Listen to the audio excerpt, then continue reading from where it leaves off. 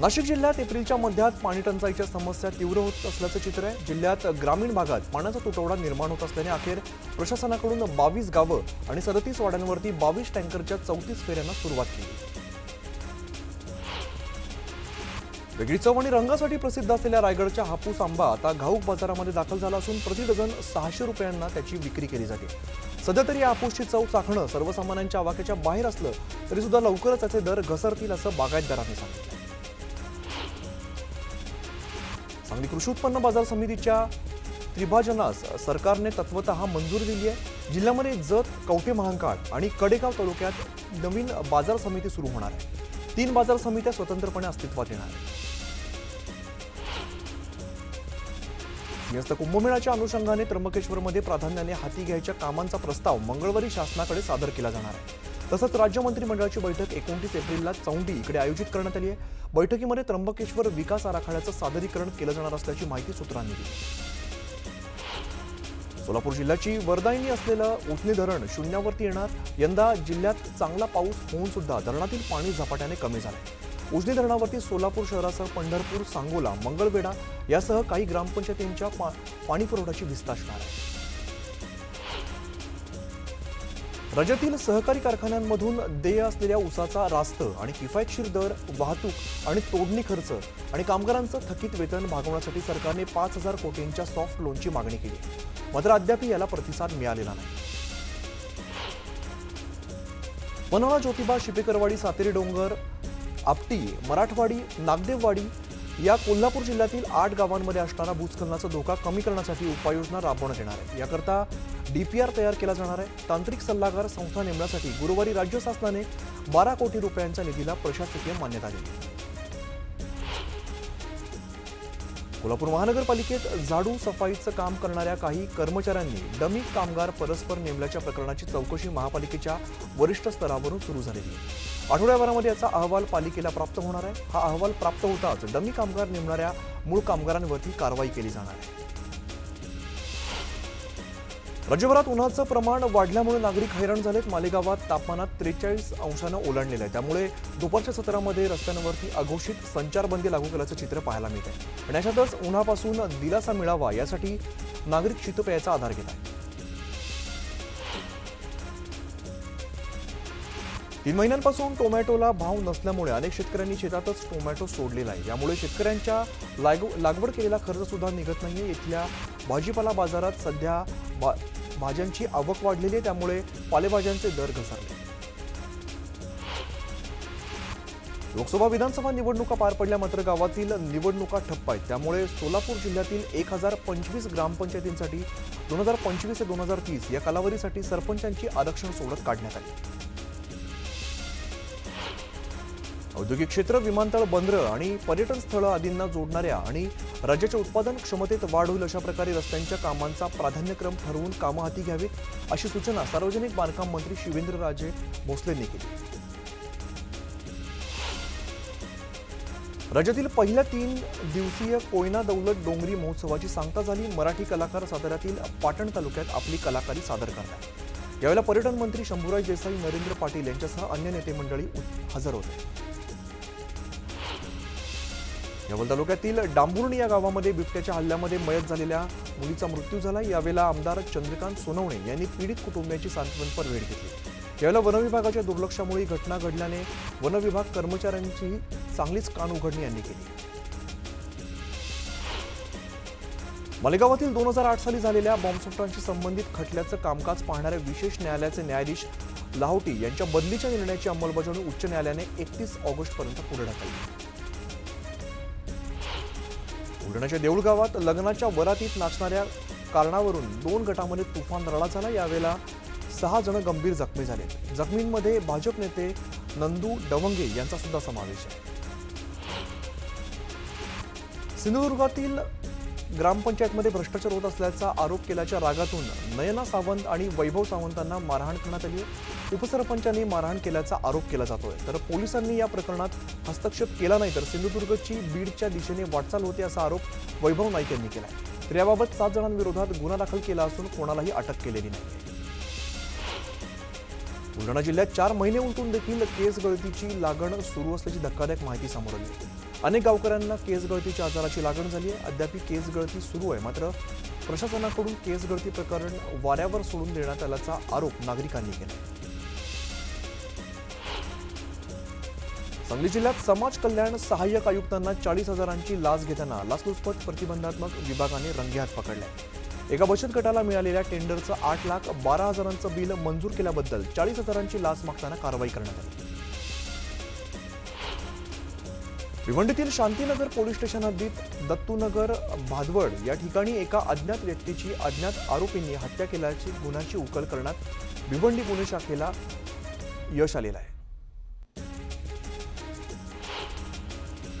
जळगावच्या कसगाव शिवारातील बांबू शेतात शॉर्ट सर्किटमुळे आग लागली. ही आग इतकी भीषण होती की शिवारातील 5.5 एकरवरील बांबू जळून खाक झाला. यात शेतकऱ्यांचं लाखोंचं नुकसान झालं.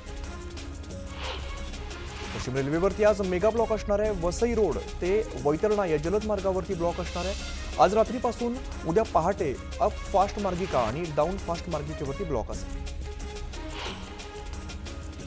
मध्य रेल्वेवरती छत्रपती शिवाजी महाराज टर्मिनस आणि विद्याविहार स्थानकादरम्यान अप आणि डाऊन धीम्या मार्गावरती मेगा ब्लॉक घेण्यात येणार आहे. ब्लॉक कालावधीमध्ये सीएसएमटी वरून सकाळी 10:48 ते दुपारी 3:45 या कालावधीमध्ये सुटणाऱ्या धीम्या मार्गावरील सेवा सीएसएमटी आणि विद्याविहार स्थानकादरम्यान डाऊन जलद मार्गावरती वळवल्या जाते. उन्हाळी सुट्टीत रेल्वे स्थानकांवरती मोठी गर्दी होते. या गर्दीवरती नियंत्रण ठेवण्यासाठी मध्य रेल्वेने प्लॅटफॉर्म तिकिटांच्या विक्रीवरती तात्पुरते निर्बंध लागू केले. सीएसएमटी, एलटीटी तसंच कल्याण या प्रमुख स्थानकांमध्ये आजपासून 15 मे पर्यंत प्लॅटफॉर्म तिकीट विक्री बंद असणार. अक्षय तृतीयेच्या मुहूर्तावरती नवीन गृहयोजना जाहीर करण्याच्या दृष्टीने सिडकोने चाचपणी सुरू केली. या विभागात शिल्लक घरांसह 12,000 घरांचा समावेश असेल असा अंदाज संबंधित विभागातील सूत्रांनी व्यक्त केला. राज्यातील वाढती लोकसंख्या आणि गुन्ह्यांच्या प्रमाणातील वाढ बघता पोलिसांचं मनुष्यबळ कमी आहे. त्यामुळे येत्या सप्टेंबर महिन्यामध्ये राज्यात पोलीस भरती निघणार आहे. 10,000 पदांसाठी पोलीस भरती असणार असून पोलीस अधीक्षक आयुक्तांसोबत अप्पर पोलीस महासंचालकांची बैठक पार पडली. यावेळेला एकच अर्ज भरण्याचं बंधन असणार आहे. मुंबई पुणे दरम्यानचा रेल्वे प्रवास जलद आणि अडथळा विरहित करण्यासाठी रेल्वेने महत्वाकांक्षी पाऊल उचलले. सुमारे 9,000 कोटींपेक्षा अधिक खर्चाची कर्जत ते तळेगाव दरम्यान 4थी आणि 5वी नवी मार्गिका उभारण्यात येणार आहे. या नव्या मार्गिकेमुळे प्रवासाचा कालावधी 20 ते 30 मिनिटांनी कमी होणार आहे. राज्यातील अन्य शहरांच्या तुलनेत मुंबईचा पारा बऱ्यापैकी घसरलेला आहे. गुरुवारी मुंबईचं कमाल तापमान हे 32°C नोंदवण्यात आलंय. तरी सुद्धा आर्द्रता अधिक असल्यामुळे मुंबईकर उकाड्यामुळे हैराण झाले.